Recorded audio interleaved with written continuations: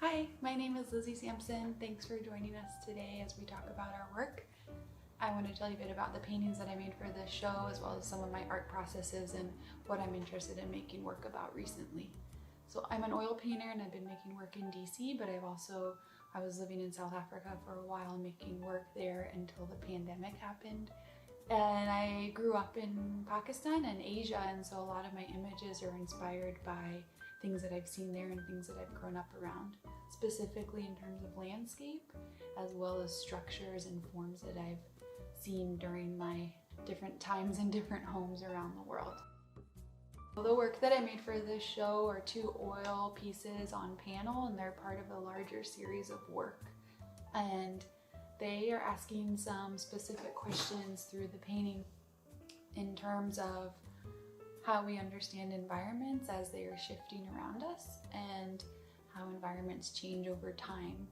Specifically, at what point is an environment being regenerated and at what point is an environment decaying?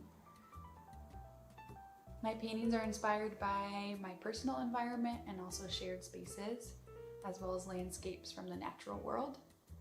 This year in particular, I've been interested in human determination despite changes in environment, as well as open expanses. I've had the opportunity to go to the desert recently and notice some new colors and new open spaces there that have really informed my color palette and compositional choices. I paint in plein air a lot before I return to my studio, and the plein air work informs my color choices and my understanding of environment and space.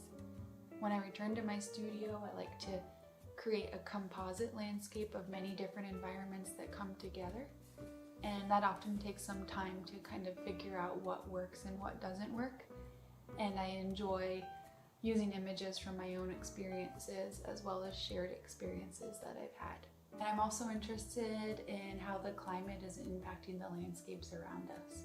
So the works I made for this show are kind of a composite of images of people and places that have been impacted by climate change.